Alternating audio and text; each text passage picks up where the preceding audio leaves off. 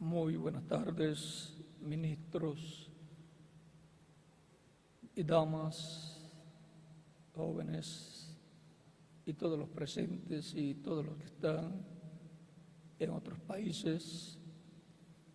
En esta ocasión, en esta reunión de ministros y colaboradores y damas que sirven a Cristo y trabajan en la obra del Señor Jesucristo nuestro Salvador.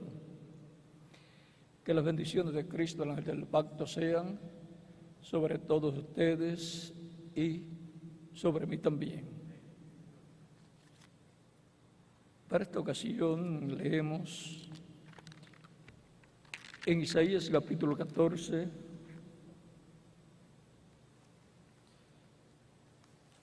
versos 9 en adelante, donde nos dice: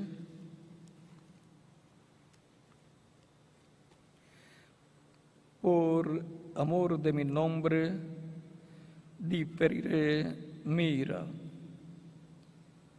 y para alabanza mía la reprimiré para no destruirte.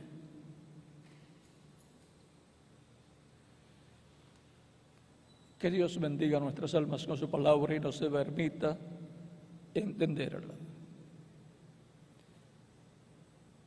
Dios difiere su ira, o sea, la atrasa, la coloca para un tiempo más adelante. Pueden tomar asiento si tienen la bondad.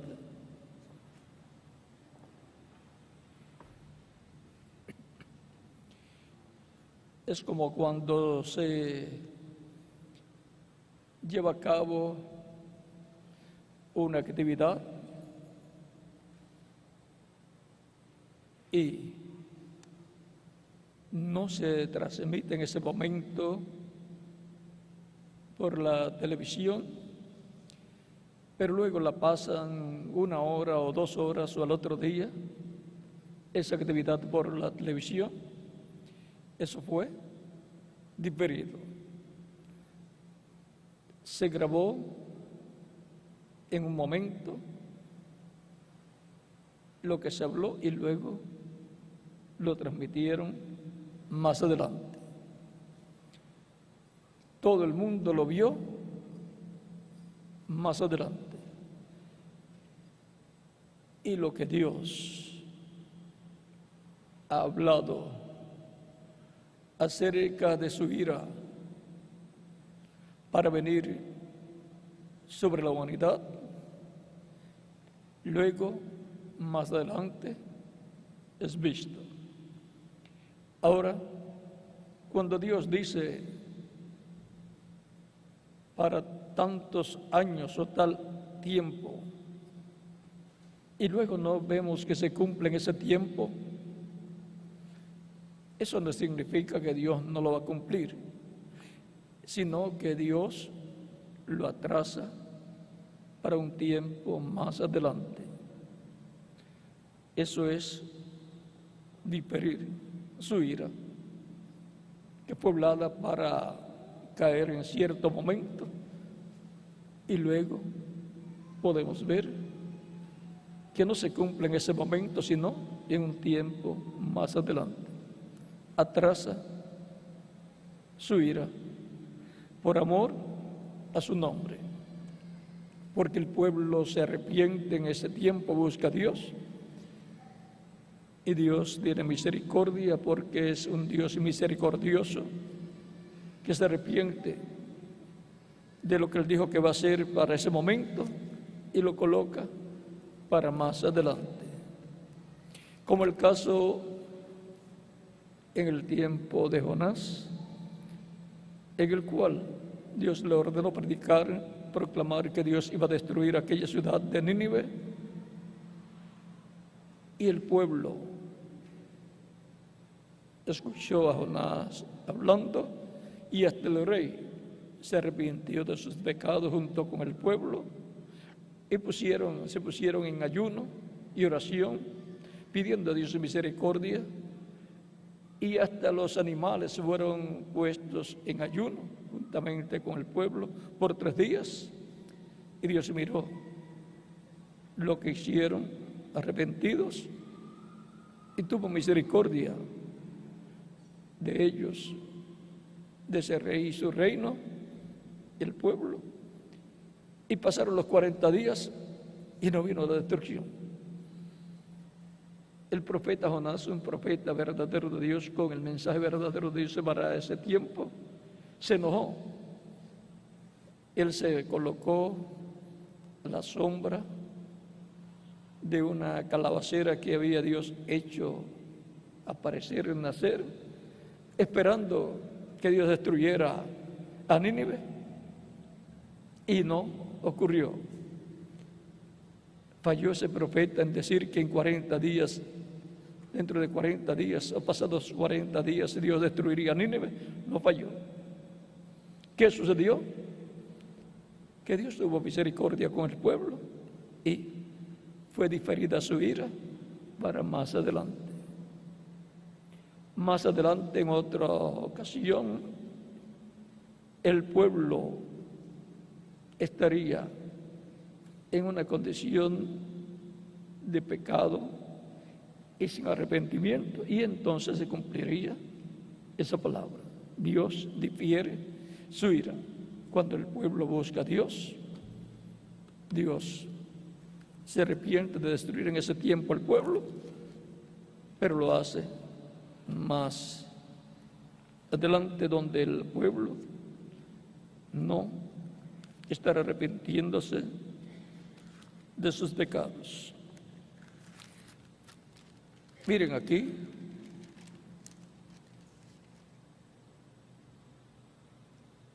en Éxodo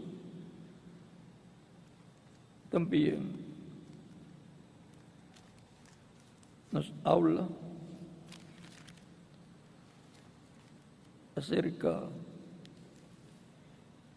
de estas cosas.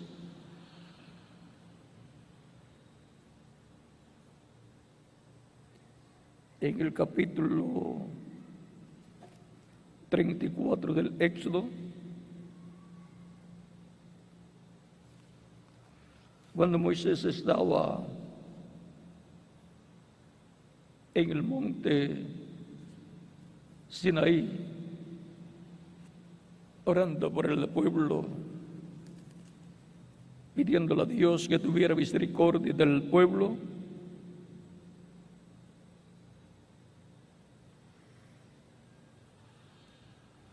pues Dios le había dicho a Moisés que lo dejara destruir al pueblo.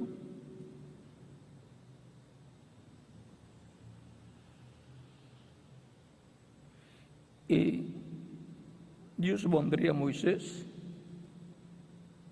sobre otro pueblo.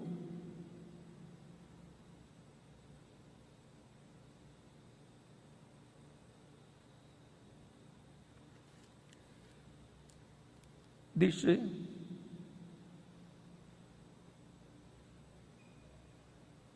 capítulo 34 del Éxodo, versos. Esto fue cuando tuvo que Moisés subir por segunda vez al Sinaí, porque había roto las tablas de la ley del pacto divino, porque había descendido del monte Sinaí y encontró al pueblo hundido en la idolatría, en esa fiesta al becerro de oro, lo cual es el ídolo representante de la religión babilónica que tenía también Egipto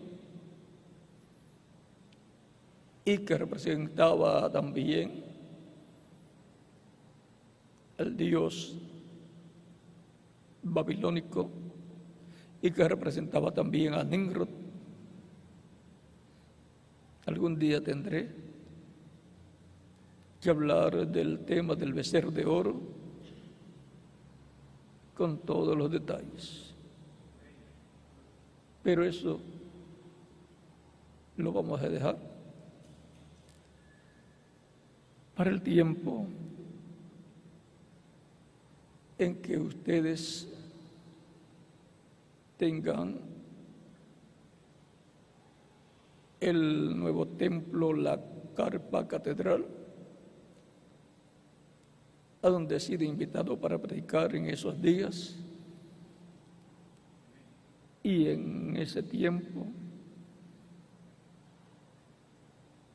he sido invitado para predicar acerca de estos temas, del tema de las trompetas, el tema de las copas con las plagas, de esos juicios divinos y todas estas cosas que vendrán durante el tiempo de la gran tribulación. Por lo tanto, en esta ocasión y en otras ocasiones solamente tocaré, sin muchos detalles, sobre estos juicios que han de venir sobre la tierra. Pues yo mismo no quiero que vengan todavía hasta más adelante. Todas estas cosas podrían estar sucediendo desde la década de los 60, pero Dios ha diferido su ira, ha aguantado todo eso que está señalado que ocurrirá en el tiempo de la gran tribulación, que son los juicios divinos que caerán sobre la raza humana. Lo que estamos viendo suceder sobre la tierra solamente son las señales, los dolores de parto que han de venir, pero realmente los juicios que han de venir sobre la raza humana, la ira de Dios derramándose sobre la raza humana, todavía no se ha cumplido. Dios ha diferido su ira para borrar de su nombre, para más adelante, porque todavía tiene que completarse la iglesia del Señor Jesucristo. Y la iglesia del Señor Jesucristo está orando para que llegue hasta el último que tiene que formar parte de la iglesia del Señor Jesucristo. Y si así se completa la iglesia del Señor Jesucristo, y cuando se complete, entonces Cristo saldrá del trono de intercesión en el cielo, donde está como sumo sacerdote, tomará el título de propiedad, que es el libro de los 7 sellos, o sellado con 7 sellos, lo abrirá en el cielo, ya como león, y reclamará todos los que la han redimido con su sangre preciosa en su obra de intercesión como cordero. Ya entonces se convertirá en el león de la tribu de Judá, rey de reyes, señor de señores y juez de toda la tierra. Y entonces ya la misericordia de Dios terminará, y entonces va a cumplir el juicio divino correspondiente sobre todos los que han rechazado la misericordia de Dios, han rechazado a Cristo como su único y suficiente Salvador. Ya no habrá sangre en el propiciatorio, ahí en el cielo, en el trono de Dios, porque ya el Señor Jesucristo, que es el sumo sacerdote del templo celestial y también es luego el juez de toda la tierra, cuando termine su obra de intercesión, ya entonces no será el Cordero de Dios con su sangre para limpiar los pecados del ser humano, sino que será el león de la tribu de Judá. Por eso cuando sale del trono del Padre en el capítulo 5 del Apocalipsis, el Cordero se convierte en el león de la tribu de Judá, rey y juez de toda la tierra. Cuando el anciano le dice a Juan: no llores, he aquí el león de la tribu de Judá ha vencido para tomar el libro y abrir sus sellos. Juan mira y ve un cordero ensangrentado. Es que el león es el mismo Jesucristo, el Cordero de Dios, el cual se convierte en el león de la tribu de Judá, Rey de reyes, Señor de señores, para tomar el libro de los 7 sellos, donde están escritos los nombres de todos los que serían redimidos con la sangre de Cristo y formarían la iglesia del Señor Jesucristo.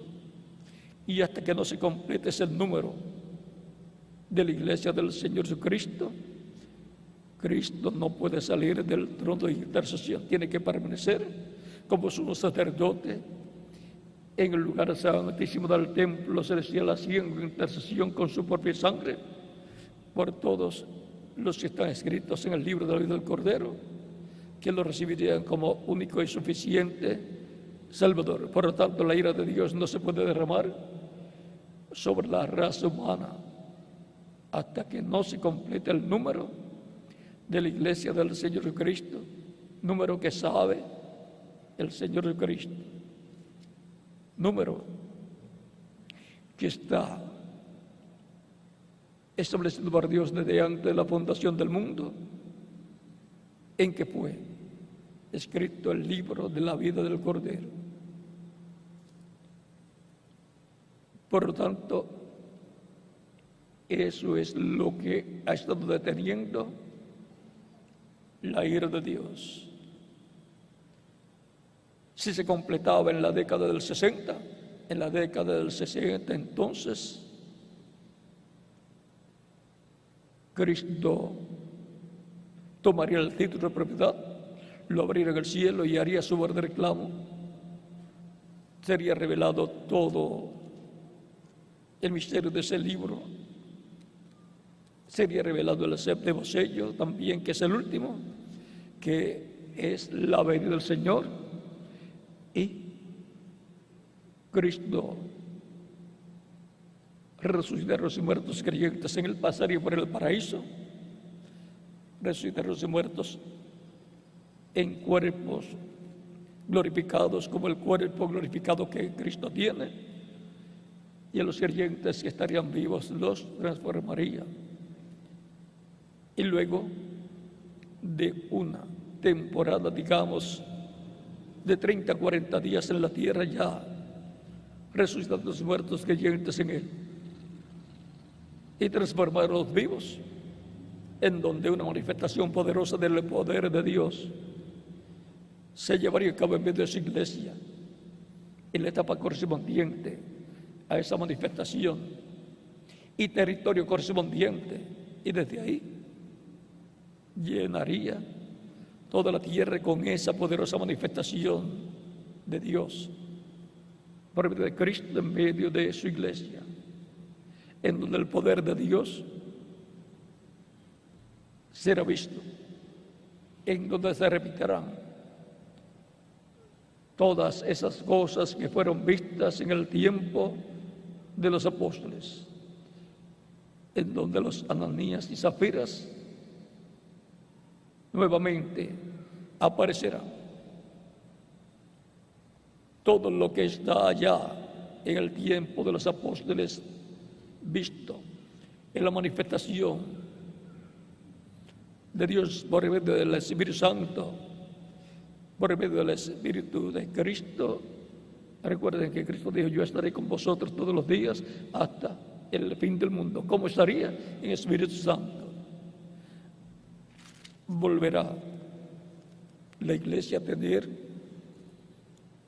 esa manifestación de Dios en el tiempo de la restauración de la iglesia del Señor Jesucristo. Vimos esa manifestación en el tiempo de los apóstoles, vimos la muestra también en el tiempo del reverendo William Branham, donde el poder de Dios se puede recibir de Cristo a través del reverendo William Branham hizo grandes maravillas e impactó a Norteamérica y también a muchas otras naciones. Era Dios por medio de un hombre. Era Dios por medio del Espíritu de Cristo en el reverendo William Branham obrando.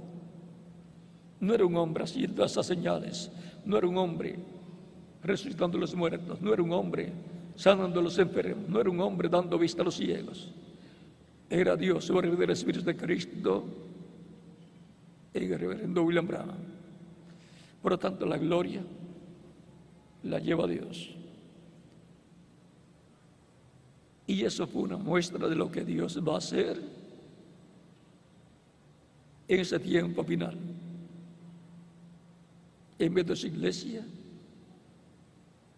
en el tiempo de adopción. La adopción para la iglesia, la adopción para cada creyente en Cristo será la resurrección de los muertos en Cristo y la transformación de los vivos. Eso será la adopción o redención del cuerpo,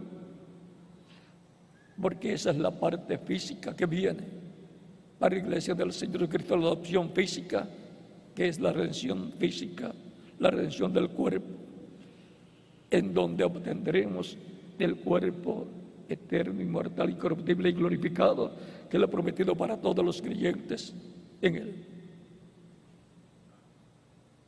Y luego que tengan los creyentes en Cristo ese cuerpo nuevo, podrán ir con Cristo en el rapto o arrebatamiento a la cena de las bodas del Cordero. Por tanto, tendrán la vestidura espiritual que es el Espíritu Santo, que produjo el nuevo nacimiento en esos creyentes y por consiguiente produjo la redención en la etapa espiritual, la redención del alma, y luego viene la redención del cuerpo, que es la transformación para los vivos con la resurrección de los muertos en Cristo en cuerpos glorificados. Tan simple, tan sencillo como eso. Por eso los creyentes en Cristo, nacidos de nuevo, nacidos en el reino de Cristo, están sellados con el Espíritu Santo hasta el día de la redención, de la adopción, de la redención del cuerpo, dice San Pablo en Efesios capítulo 4, verso 30. Y también Efesios capítulo 1, versos 1 al 14. Y Romanos capítulo 8, versos 14 al 31. Por eso es que cada creyente en Cristo gime acá en el alma por la redención, la adopción, la redención del cuerpo, lo cual será la transformación por el cual todos los creyentes en Cristo, desde el día de Pentecostés en adelante, desde el día en que nació la iglesia, ha estado clamando y viendo en su alma por esa adopción física, que será la redención del cuerpo, la transformación de los vivos para tener el cuerpo eterno y la resurrección de los muertos en cuerpos físicos eternos, inmortales, glorificados, como el cuerpo glorificado de Cristo, nuestro Salvador. Mientras no ocurra eso, la ira de Dios estará detenida, no podrá caer sobre la tierra, porque todavía Cristo está en el trono del Padre, en el trono de intercesión, como somos sacerdotes haciendo intercesión, porque la persona que lo recibe como su único y suficiente Salvador. Y por consiguiente Dios mira la tierra con todos los seres humanos a través de un arco iris, y por consiguiente lo mira a través de la sangre de Cristo, y por consiguiente no ve pecado, no ve el pecado, porque Cristo está intercediendo con su propia sangre. Eso quizás la humanidad no lo puede comprender, pero así es. Pero cuando se ha quitado la sangre de Cristo del lugar santísimo, del trono de intercesión, del propiciatorio, entonces Dios mirará la humanidad, Dios mirará el planeta Tierra y entonces verá el pecado. Y eso conlleva el juicio divino para la raza humana, porque la paga del pecado es muerte, mas la dádiva de Dios es vida eterna en Cristo Jesús, Señor nuestro. Es importante estar bajo la sangre de Cristo para estar dentro del nuevo pacto, porque ya hubo un cambio de pacto con la primera vez de Cristo y su muerte en la cruz del Calvario. Recuerdan que Cristo dijo en San Mateo capítulo 26, versos 26 al 29, en la última cena con sus discípulos, que fue en la víspera de la Pascua, en donde luego durante la noche fue tomado preso Cristo y luego al otro día en la mañana fue crucificado. Encontramos que Cristo, tomando el pan y partiendo, da a sus discípulos y dice: comed de él todos, porque este es mi cuerpo que por muchos es partido. Y luego, tomando la copa de vino y dando gracias al Padre, dio a sus discípulos diciendo: tomad de ella todos, porque esta es mi sangre del nuevo pacto, que por muchos es derramada para remisión de los pecados. La remisión de los pecados del ser humano es por medio de la sangre de Cristo, nuestro Salvador. Cuando la persona recibe a Cristo como Salvador, la sangre de Cristo lo limpia de todo pecado. El que no recibe a Cristo como Salvador, pues no puede ser limpio de todo pecado. Los pecados de la persona permanecen en el individuo y por consiguiente algún día dará cuenta a Dios por sus pecados. Por eso es tan importante recibir a Cristo como único y suficiente Salvador, para lo cual se predica el Evangelio de Cristo a toda criatura. Id por todo el mundo y predicad el Evangelio a toda criatura. El que creyere y fuere bautizado será salvo, mas el que no creyere será condenado. San Marcos capítulo 16, versos 15 al 16. Dice la Escritura en Romanos capítulo 10, versos 1 al 15, que la fe viene por el oír la palabra, y que con el corazón se cree para justicia, pero con la boca se confiesa para salvación. ¿Y cómo creerán si no hay quien les predique? ¿Y cómo creerán si no fueren enviados? Por eso dice que son benditos los pies de los que anuncian buenas nuevas. Nuevas de paz, de salvación, de vida eterna. Las buenas nuevas se predican por el medio del Evangelio de Cristo.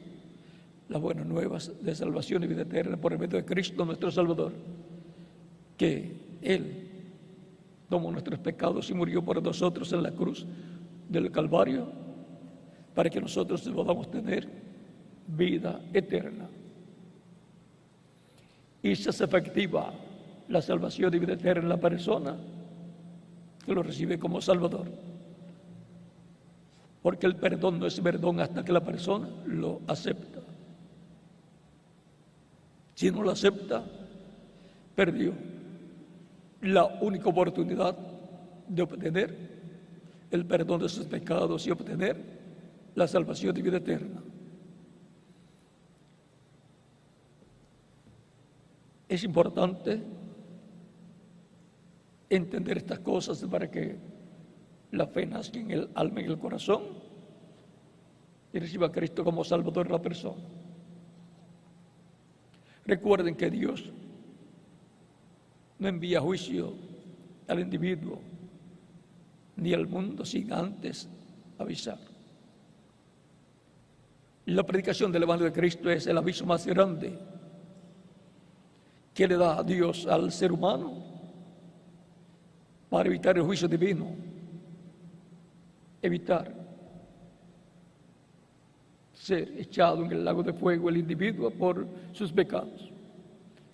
Porque de tal manera amó Dios al mundo que ha dado a su Hijo unigénito para que todo aquel que en él cree no se pierda, mas tenga vida eterna.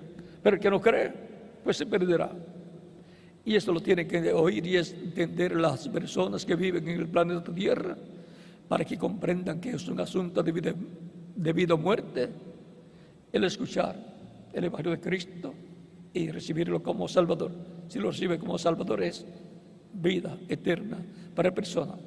Si no lo recibe, ya recibió el aviso y por consiguiente el que creyere y fuere bautizado será salvo y el que no creyere será condenado.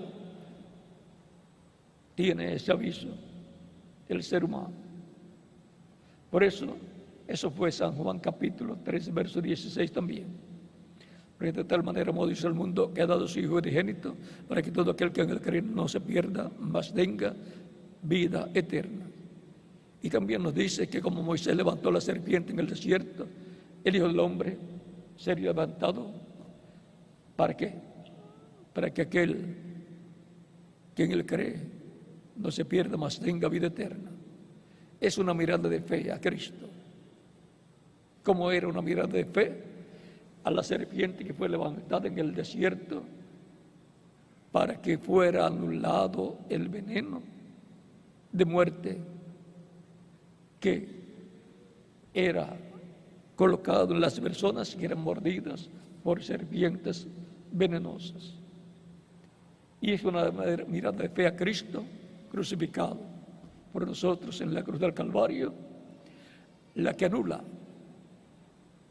el veneno del pecado que fue colocado en el ser humano en el huerto del Edén por la serpiente antigua, y anula todo pecado que haya cometido la persona.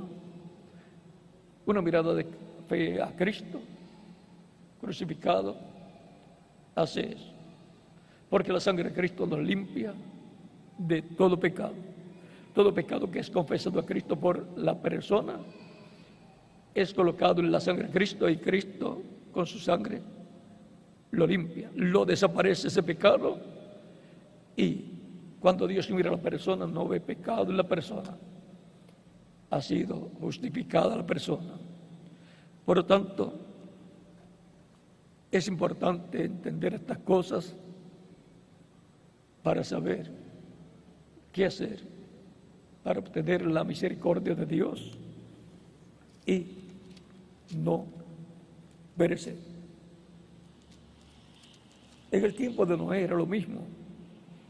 Era una mirada de fe a lo que Dios había prometido y dar una mirada de fe a lo que Noé estaba haciendo, y lo que Noé hacía era una obra de fe.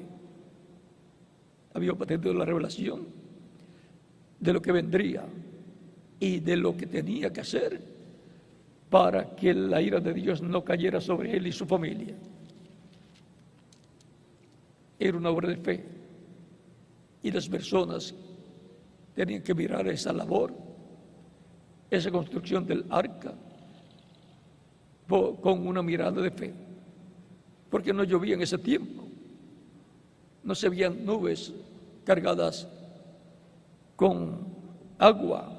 Por lo tanto, él estaba hablando de unas cosas que no se veían en aquel tiempo, pero que fueron reveladas a Noé. Y Noé creyó a Dios. Miren lo que nos dice el capítulo 34 del Éxodo.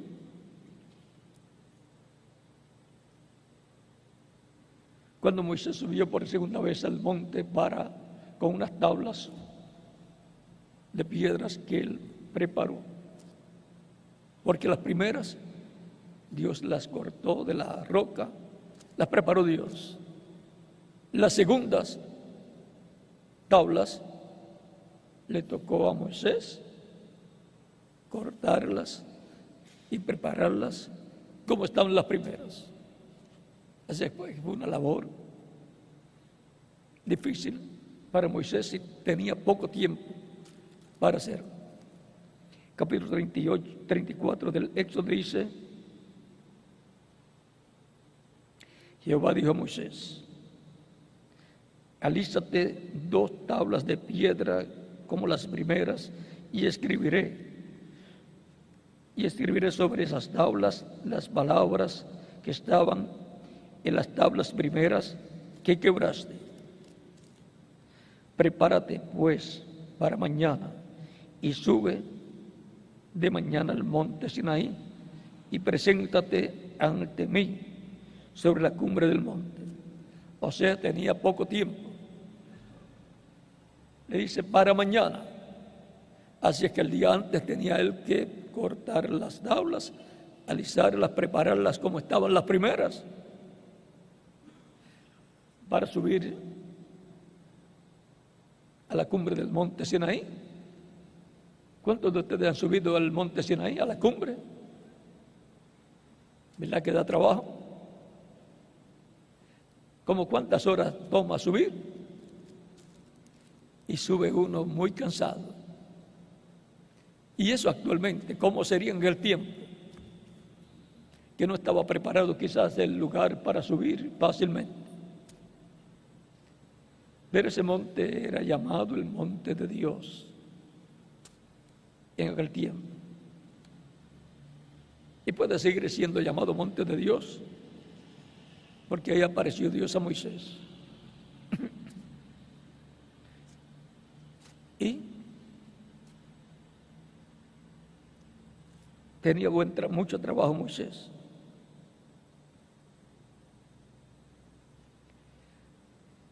Prepárate pues para mañana y sube de mañana, o sea, tempranito,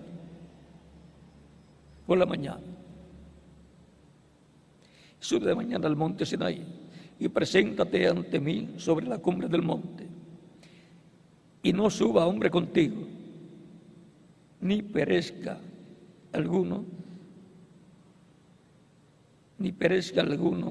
en el monte, en todo el monte. Ni ovejas, ni bueyes pascan delante del monte. Y Moisés alisó 2 tablas de piedra como las primeras, y se levantó de mañana y subió al monte Sinaí, como lo mandó Jehová, y llevó en su mano las 2 tablas de piedra, y pesan, dependiendo del tamaño y el espesor de ellas. Y Jehová descendió en la nube y estuvo allí con él, proclamando el nombre de Jehová. Dios proclamando su nombre.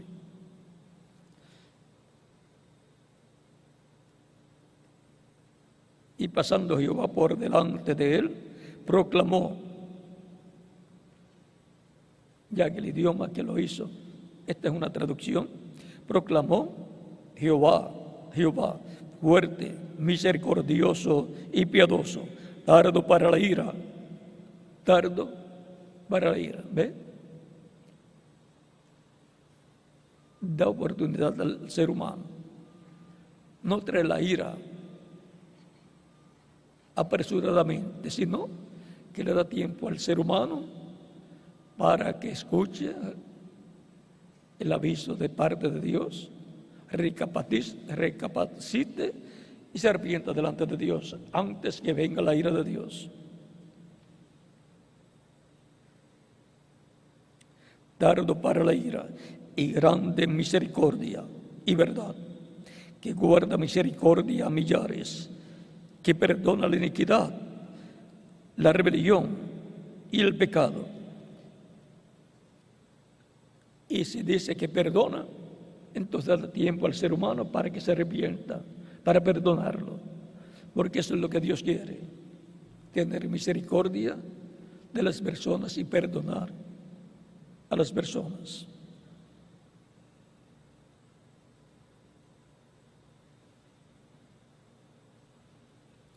Y que de ningún modo tendrá por inocente al malvado, que visita la iniquidad de los padres sobre los hijos y sobre los hijos de los hijos, hasta la tercera y cuarta generación.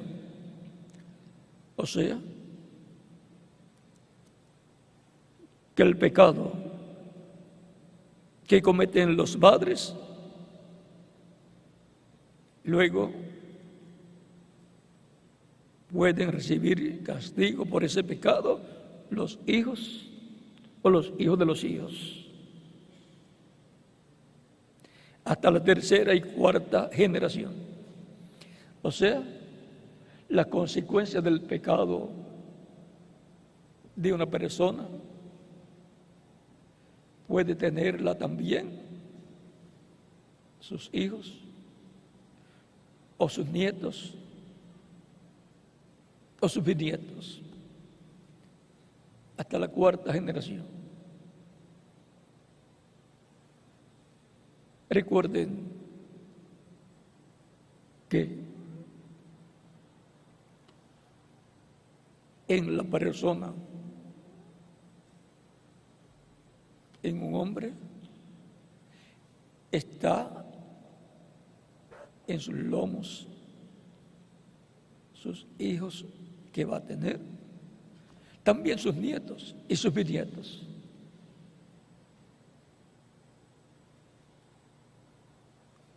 Habla algo de que están en la persona sus hijos, sus nietos y sus bisnietos. Tenemos el caso de Abraham cuando diezmó a Melquisedec en el capítulo 14 del Génesis. Ahí Dios le dio pan y vino a Abraham. El capítulo 7 de Hebreos, explicando San Pablo en el capítulo 7 de Hebreos,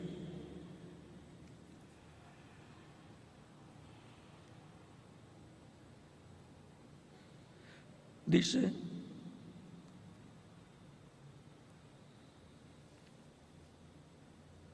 verso 1 en adelante, parte del cuadro claro, dice: porque este Melquisedec, rey de Salem, es sacerdote del Dios Altísimo, que salió a recibir a Abraham, que volvía de la derrota de los reyes, y le bendijo, a quien asimismo dio a Abraham los diezmos de todo, cuyo nombre significa primeramente Rey de Justicia y también Rey de Salem, esto es, Rey de Paz.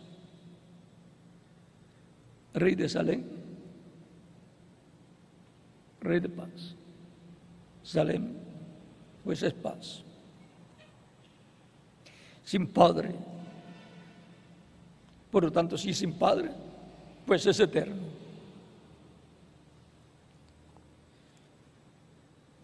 Sin padre, sin madre, sin genealogía, por lo tanto, antes que él, tampoco hubo nada. O sea que no viene de alguien. Entonces, ¿quién es este? es Dios.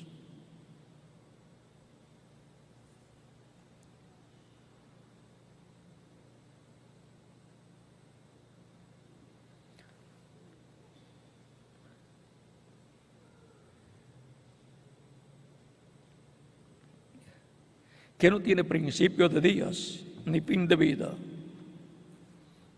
Es eterno. El Dios Todopoderoso, el eterno.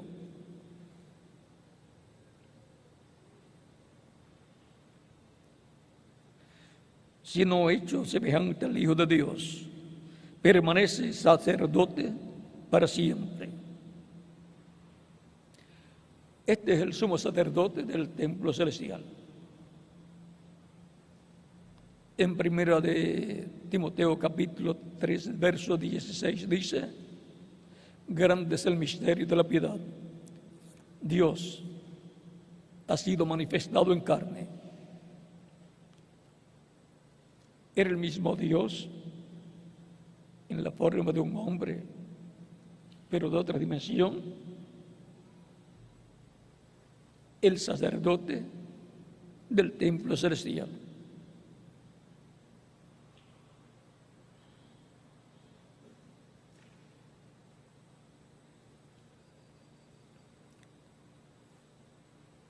Sino hecho semejante al Hijo de Dios, permanece sacerdote para siempre. Este es el sumo sacerdote del templo celestial, el cual es Cristo. Porque el sumo sacerdote Melquisedec, el cual aparece a Abraham, es Dios en su cuerpo angelical, apareciendo a Abraham. Y el cuerpo angelical de Dios es Cristo en su cuerpo angelical, el ángel del pacto, el que luego le dio la ley a Moisés en el monte Sinaí, porque la ley fue dada por comisión de ángeles.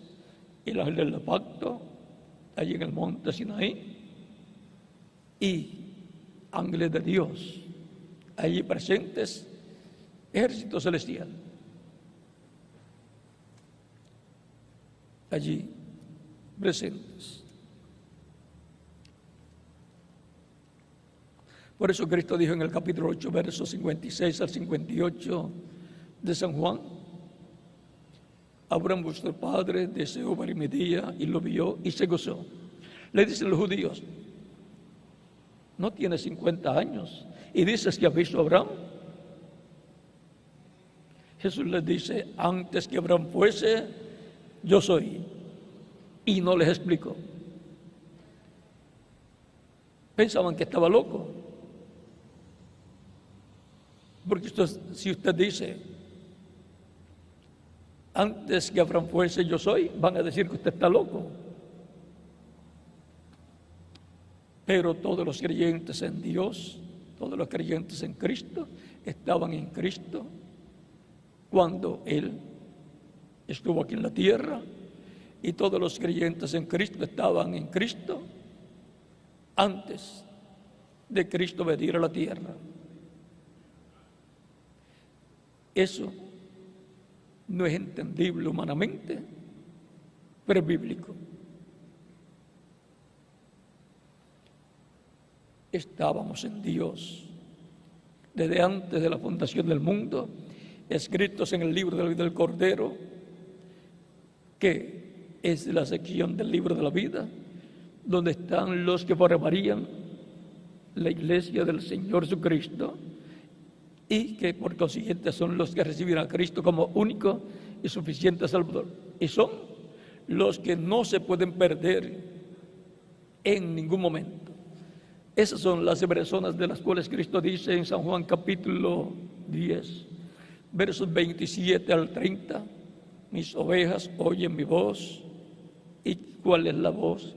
El Evangelio de Cristo, hablado por el Espíritu Santo a través de los que predican por el Espíritu Santo el Evangelio de Cristo, el Evangelio de nuestra salvación. Mis ovejas oyen mi voz y me siguen, y yo las conozco, y yo les doy vida eterna, y no perecerán jamás. Mi Padre que me las dio es mayor que todos, y nadie las puede arrebatar de la mano de mi Padre. aquí podemos ver que no se pueden perder. Son los elegidos, los escogidos, los predestinados por el conocimiento previo por Dios. Dios nos conocía desde antes de la fundación del mundo. ¿Dónde estábamos? En el pensamiento divino. Porque todo lo que Dios hace primero, encontramos que lo piensa. No es como algunas personas que dicen, yo no pensé lo que hice. Y por eso se cometen errores. Pero Dios piensa todo lo que va a hacer. Nadie conoció la mente de Dios sino el Espíritu de Dios que está en él. Y el Espíritu de Dios es el ángel del pacto, porque un espíritu es un cuerpo de otra dimensión. El Espíritu de Dios es Cristo en su cuerpo angelical. Por eso de la Escritura, en el principio era el Verbo, y el Verbo era con Dios, y por él fueron hechas todas las cosas. Sin él, nada de lo que fue hecho fue hecho. San Juan capítulo 1, versos 1 en adelante. Y aquel Verbo fue hecho carne y habitó entre nosotros. El Verbo, el ángel del pacto, el Espíritu Santo fue hecho carne y habitó entre la raza humana, en medio del pueblo hebreo. Eso fue Dios en su cuerpo angelical, dentro de un cuerpo de carne llamado Jesús. Dios con nosotros, Emmanuel. Dios ha visitado a su pueblo, porque un gran profeta se ha levantado entre nosotros.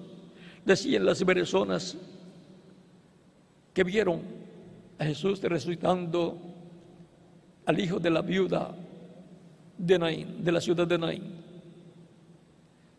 Dios visitando a su pueblo dentro y a través de un velo de carne llamado Jesús. Ese cuerpo llamado Jesús fue resucitado, glorificado. Por eso ya no lo conocemos en la carne, sino a Cristo glorificado.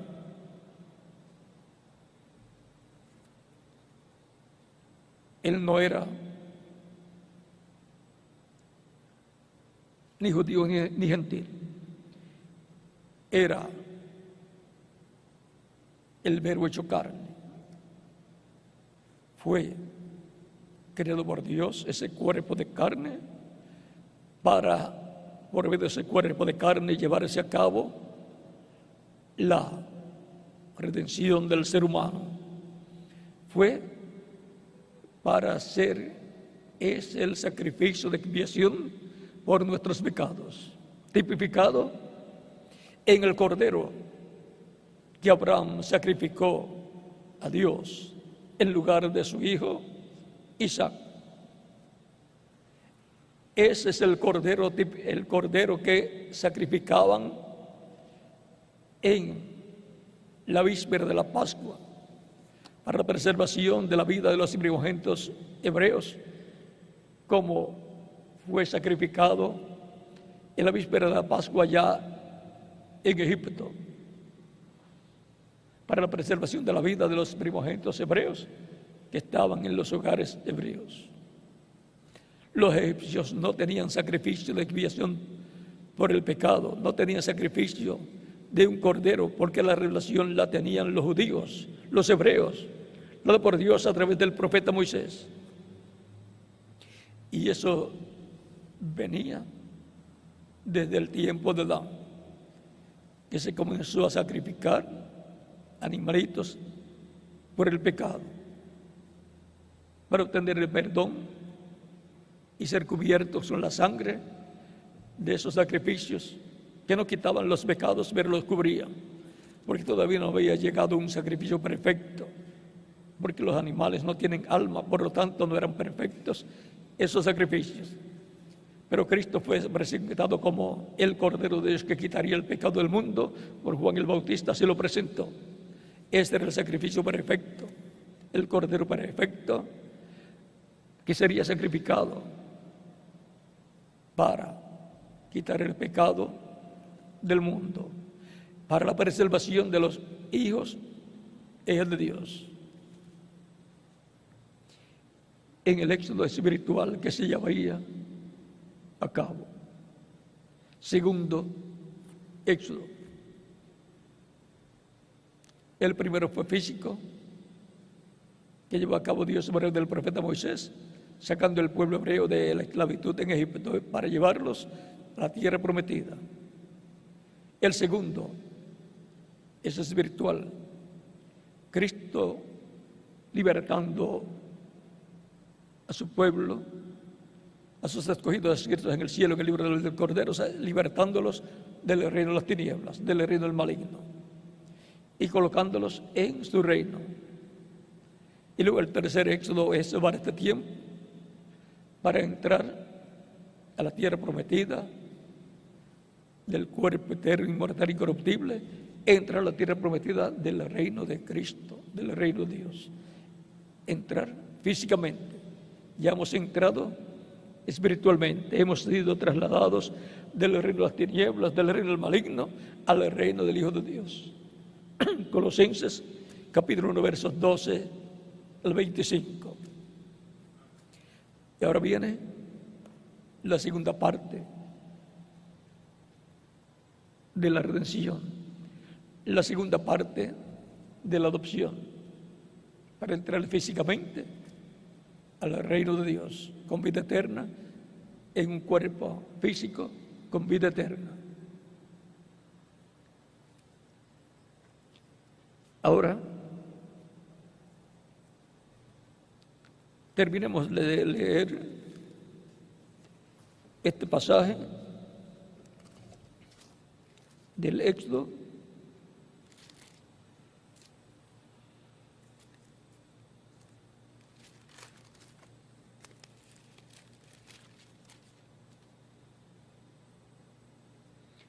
Ya les dije que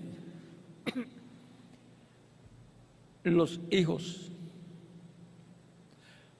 los nietos y los bisnietos se pueden heredar las consecuencias de pecados de sus tatarabuelos. Por eso cuando le llenan unos documentos en casos para un seguro, para algunos requisitos en un hospital o algo, le preguntan su papá o algunos sus abuelos o algo tuvo cáncer, tuvo diabetes, tuvo tal cosa o tal cosa. ¿Por qué?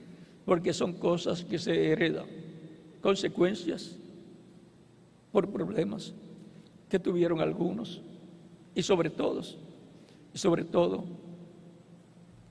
problemas que entraron a la raza humana con la caída del ser humano.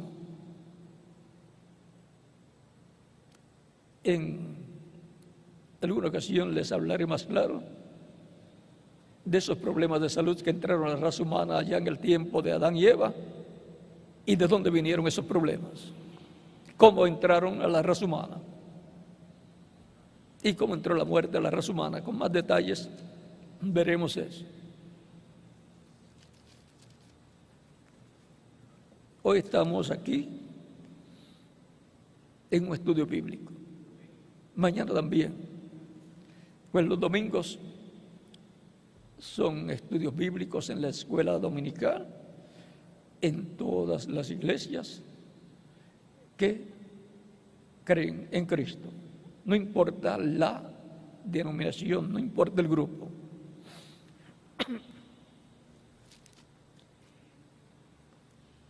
Vean que visita la iniquidad de los padres sobre los hijos y sobre los hijos de los hijos, estos son los nietos, hasta la tercera generación, que son los nietos, y cuarta generación, que son los bisnietos. Entonces Moisés Apresurándose, bajó la cabeza hacia el suelo y adoró. Y dijo: si ahora, Señor, he hallado gracia en tus ojos, vaya ahora el Señor en medio de nosotros, porque es un pueblo de dura cerviz, y perdona nuestra iniquidad y nuestro pecado, y tómanos por tu heredad. Y él contestó. Ahora vean, Moisés sabiendo cómo era el pueblo, y Dios también. Moisés pide misericordia y que Dios tome el pueblo como su pueblo y como su heredad. Un pueblo lleno de problemas, pero había una promesa de parte de Dios para la descendencia de Abraham. Por lo tanto, Moisés está basándose en lo que Dios prometió, en la promesa divina para aquel tiempo. No mirando Moisés los problemas del pueblo, que era un pueblo problemático, que hasta lo quiso matar en unas cuantas ocasiones, no menos de 10. Y él contestó: he aquí, yo hago pacto delante de todo tu pueblo. Ahora dice tu pueblo, porque todavía no lo había adoptado, no lo había tomado como su pueblo. Porque el pacto todavía no estaba hecho. He aquí yo hago pacto delante de tu pueblo, de todo tu pueblo. Haré maravillas que no han sido hechas en toda la tierra, ni en nación alguna. Y verá todo el pueblo en medio del cual estás tú, la obra de Jehová. Porque será cosa tremenda la que yo haré contigo.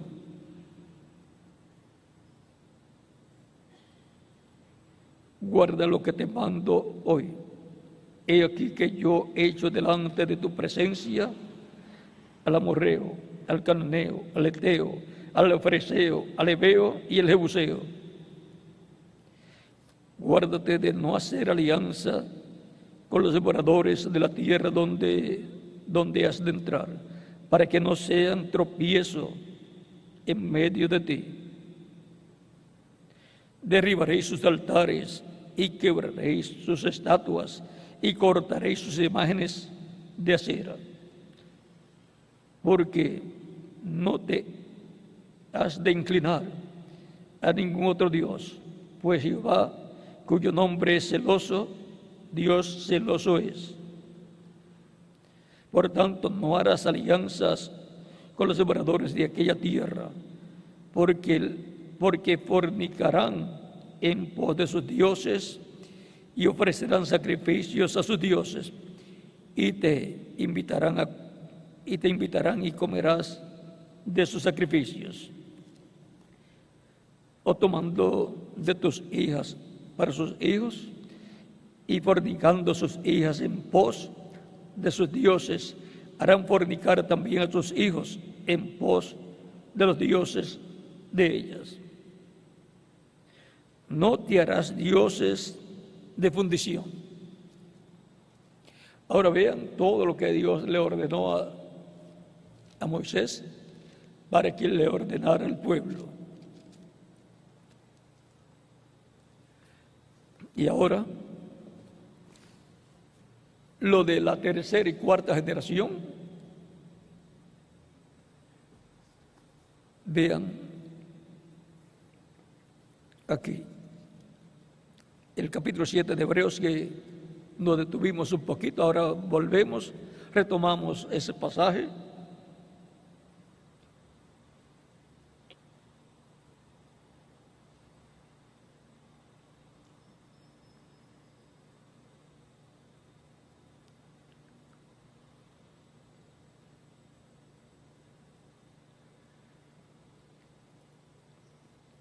Vamos a tomar el verso 4 en adelante del capítulo 7 de Hebreos, donde estábamos leyendo. Dice: considerad pues cuán grande era este, a quien aún Abraham, el patriarca, dio diezmos del botín.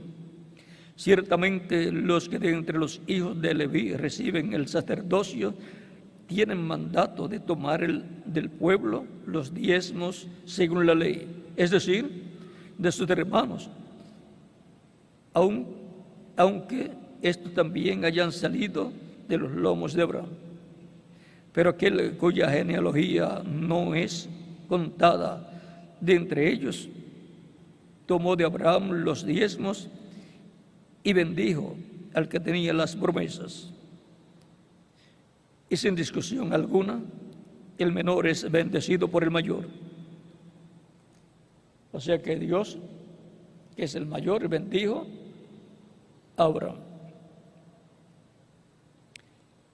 Y aquí ciertamente reciben los diezmos hombres mortales, pero allí uno de quien se da testimonio de que vive, o sea que de que está vivo, de que vive eternamente, de que no muere.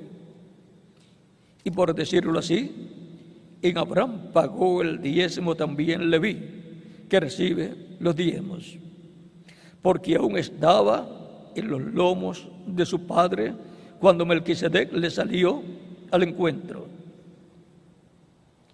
Dice que estaba en los lomos de su padre. Y todavía Jacob, que es el padre de Leví, todavía no había nacido. Y el padre de Jacob, que es ¿quién? Isaac, tampoco había nacido. Estaba Isaac en los lomos de Abraham y estaba Jacob en los lomos de Abraham y estaba Leví en los lomos de Abraham. ¿Ve? Ahí podremos contar Abraham, la primera generación, Isaac la segunda, Jacob la tercera y Leví la cuarta. En la cuarta generación corresponde a los hijos de Jacob, contando Abraham como primera generación. Si contamos a Isaac como primera generación, pues entonces los hijos de Jacob son la tercera generación. Depende cómo usted comience a contar la primera generación. Pero vean, así las bendiciones que fueron dadas a Abraham y la liberación de su descendencia se cumplió ¿en cuál? En la descendencia de los hijos de Jacob, que formaron las tribus, formaron el pueblo hebreo allá en Egipto, porque cuando salieron de Canaán eran unos 70 a 76 personas, contando también a José y sus hijos, con ese grupo más los siervos que tenía Jacob. Ahí pues hay que contarlos si uno quiere, pero si no los cuenta, pues son 70 y algo, 70, 76 personas. Y se multiplicaron tan grandemente que vino a ser un pueblo hasta más fuerte, se estaba formando un pueblo más fuerte que el mismo pueblo egipcio. Y por eso tuvo miedo el rey o faraón que estaba en aquel tiempo de Moisés, de cuando nació Moisés, y por eso mandó a matar a todos los niños. Y Moisés es tipo de Cristo. Cuando Cristo nació también mandó Herodes a matar todos los niños de 2 años hacia abajo. Y ahí lo vamos a dejar, no vamos a explicar mucho de eso. Eso lo vamos a dar para quizás el 7º sello, cuando sea dado a conocer. Ahora vean cómo se hereda. Por eso las promesas de Abraham pasan de Abraham a Isaac, de Isaac a Jacob y de Jacob a los patriarcas y por consiguiente a toda la descendencia de los patriarcas de los 12 hijos de Jacob. Y la bendición de la primogenitura, como tiene una doble porción, lo que le tocaba al mayor, entonces le fue pasado a José a través de los hijos de José.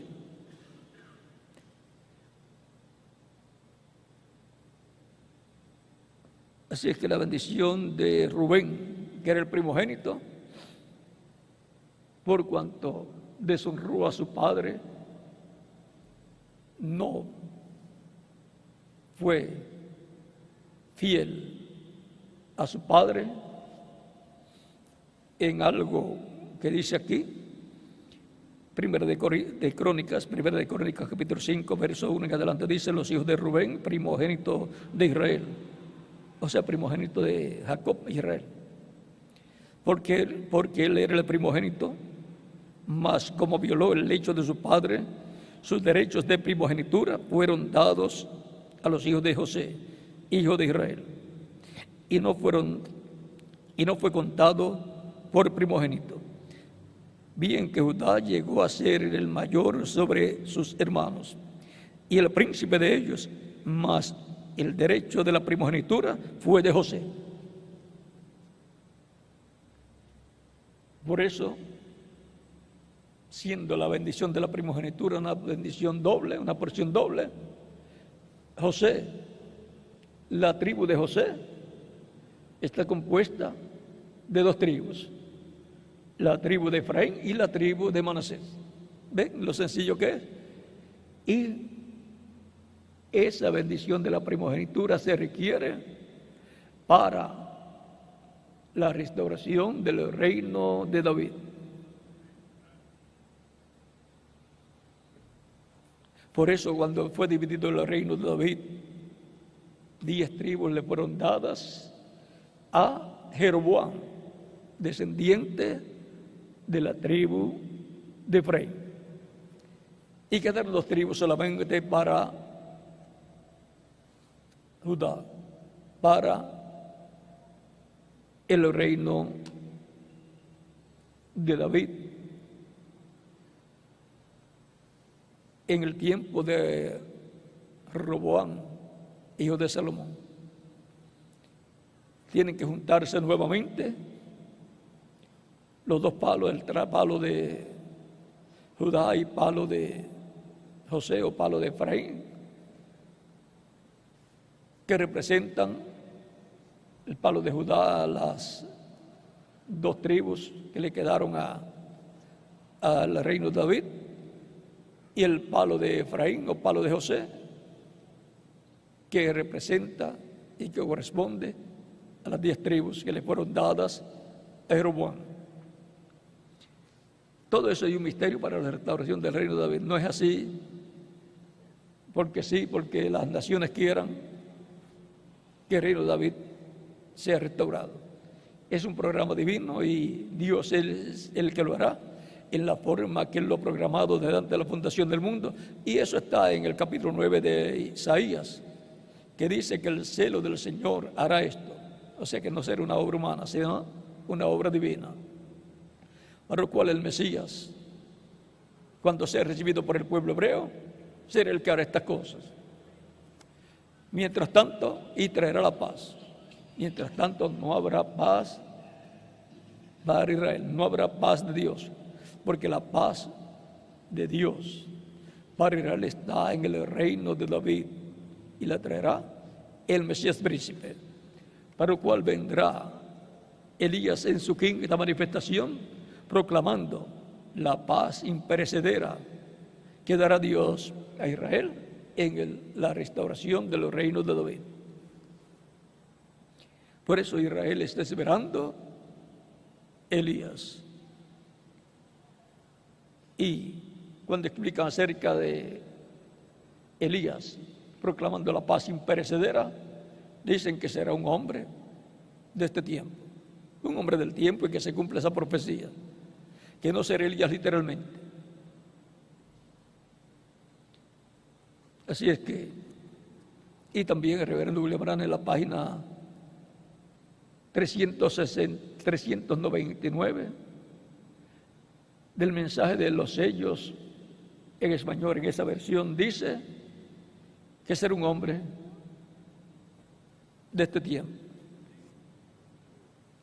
Siempre que un ministerio o un profeta que vino a la tierra y tuvo su ministerio, cuando es anunciado que vendrá de nuevo, será el espíritu ministerial de ese hombre operado por el Espíritu Santo en otro hombre. Así siempre ha sido. Ahora podemos ver este tema. Dios difiere su ira. ¿Cómo? Han habido ya ocasiones en que Dios lo ha hecho. Por lo tanto,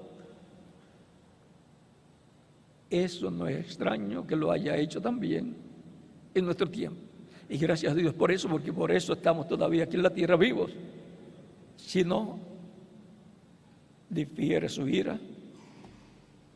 Ya desde la década del 60 no tendríamos ciudades, no tendríamos gente viviendo.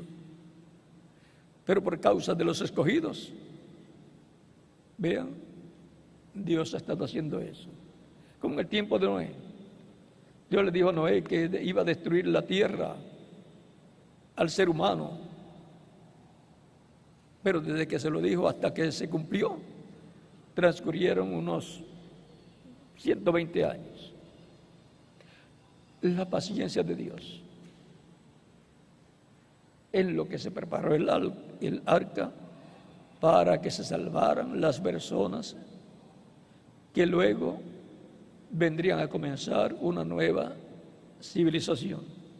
Noé y su familia. Así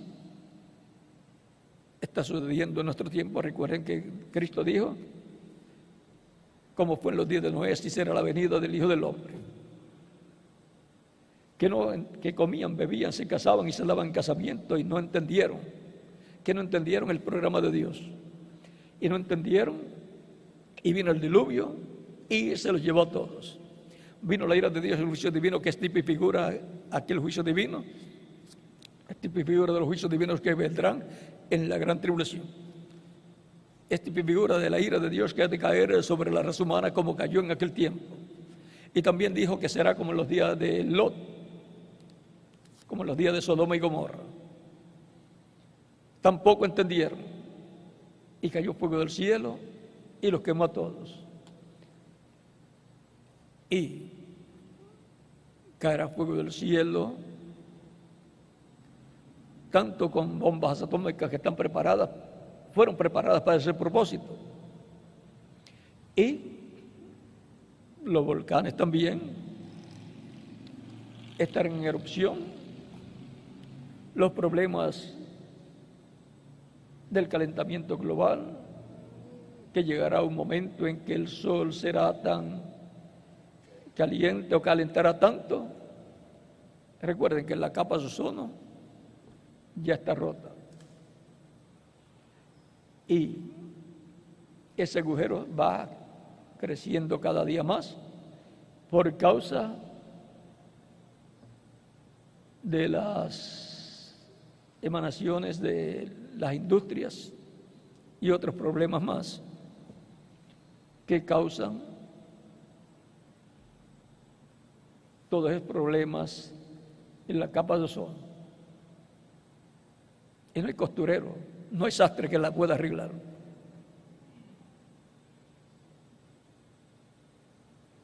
Cada día es mayor. Y saben que la América Latina y por esa ruta de la América Latina hacia ese agujero sale, los rayos del sol están pasando sin estar filtrados por esa área y está afectando gravemente a países latinoamericanos. Por lo tanto, eso es una señal muy grande, una señal en el cielo de un grave peligro que se va aumentando cada día. Por eso, ustedes ven que la temperatura ha aumentado en el planeta Tierra. Cada día se pone más caliente el planeta Tierra. Y eso es una señal mala de juicio que se está avecinando. Es como cuando usted va en el automóvil y se le calienta el auto en el tráfico, ya no es buena señal. Y usted ve que la aguja sube al máximo y prende ya la lucecita, si tiene luz que avise, ya esa no es una buena señal. El líquido del radiador, ya sea agua o otro líquido, se desaparece también, o la bomba del agua se dañó, algo pasó, y ya se le sale el líquido por la parte de abajo y está por el tapón de arriba, por el escape que tiene. Cuando sube mucho la presión, tiene una válvula que da lugar a que salga la presión un poco y sale líquido también ahí. Y le han estado sacando el petróleo y también mucha agua ha sido sacada, y como bajo la tierra es como un radiador que corren los ríos y todo eso, y los lagos de petróleo están abajo, entonces todo eso causa que aumente la temperatura en la tierra y los volcanes en erupción y un sinnúmero de cosas, y el sol calentando más, entrando por causa de la capa de ozono que está rota, tiene un agujero grande, y otros problemas. El planeta Tierra está ya como un auto que se está calentando más de lo que debe. Y un buen chofer para el auto y busca cómo repararlo antes que se dañe el motor.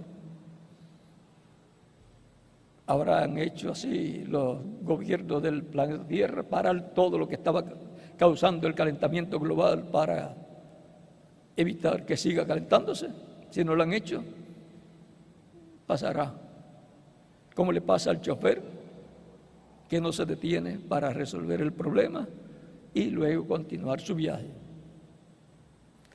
Dicen que se le funde el motor del carro y si no detienen lo que causa esos problemas, pueden fundir el planeta Tierra. Y más con las bombas atómicas que están preparadas y explotan, el calentamiento global aumenta. Pero recuerden que todo eso va a explotar y, por otro lado, va a enderezar el planeta Tierra. Ya sé que una tercera guerra mundial, en ese sentido, lo cual será un problema grande, luego va a causar que la Tierra se enderece, y luego la temperatura en el reino milenial va a ser, digamos, de 70 grados, que vendrían a ser como 20 grados, no más de 25 grados, la temperatura del planeta Tierra, como era en el tiempo de Adán y Eva. como era en el tiempo antes del diluvio. O sea que a la larga todo va a obrar para bien, para el reino de Dios y para todos los creyentes en Cristo y para todos los que vivirán en el reino del Mesías. Gracias a Dios que Dios ha diferido su ira y por eso estamos todavía aquí. Pero cuando se completa el número de la iglesia y sean resucitados los muertos creyentes en Cristo y los vivos sean transformados, se acabó el tiempo de espera. Luego vendrá el rapto o arrebatamiento de la iglesia y la ira de Dios caerá sobre la tierra. Pero es avisado primero lo que ha de venir sobre el planeta Tierra. Dios ha diferido su ira, pero hasta cierto tiempo. Por lo tanto, adelante trabajando en la obra del Señor, llevando a cabo todo el programa divino, evangelizando, predicando el Evangelio de Cristo, llevando la palabra para que sean llamados y juntados los escogidos que faltan y se complete la iglesia del Señor Jesucristo. Para que la bendición de Dios sea sobre muchas personas, muchas comunidades, muchos pueblos. Sabemos que una bendición grande está prometida para el cristianismo, para la iglesia del Señor. Sabemos que hay una bendición grande. Va a haber una manifestación grande en medio del cristianismo. Y el poder de Dios va a ser visto en medio de la iglesia del Señor Jesucristo. Hay una promesa grande también de la venida del Señor para la resurrección y la transformación de los vivos y resurrección de los muertos en Cristo y arrebatamiento, rapto de la iglesia, para lo cual se requiere que tengamos fe, la fe para ser transformados y raptados. Y fe es revelación. No puede tener fe si no tiene una revelación de parte del cielo. Eso lo mostró cuando Pedro dijo: tú eres el Cristo, el Hijo del Dios viviente. Y Cristo le dice: bienaventurado es Simón, hijo de Jonás, porque no te lo reveló carne ni sangre, sino mi Padre que está en el cielo. ¿Por qué Pedro creía en Jesús como el Mesías? Porque había recibido la revelación del cielo. Tenía esa revelación y por eso creía, porque fe es revelación. Sin una revelación, sin la revelación, la persona no puede tener fe. Porque la fe viene por el oír la palabra del Señor. Y ahí obtiene la revelación divina. Que la bendición de Cristo, el ángel del pacto, sean sobre todos ustedes y les use grandemente en su obra en este tiempo final. Y pronto veamos la manifestación poderosa del Señor Jesucristo en medio de su iglesia.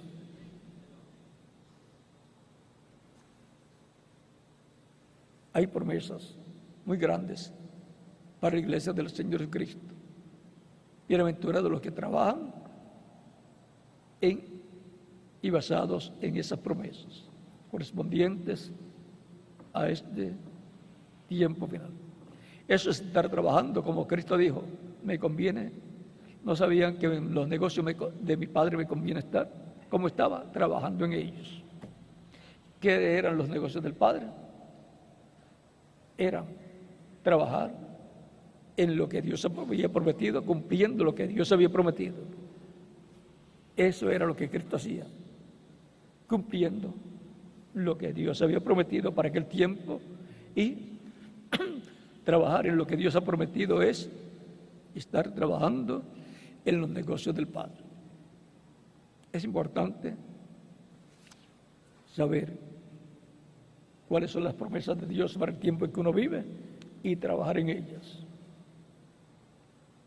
El que está trabajando en la predicación del Evangelio de Cristo, llevando el Evangelio de Cristo por todos los lugares, está trabajando en los negocios de Cristo, en los negocios del Padre, el cual es cumplido por el Espíritu Santo a través de las personas que evangelizan.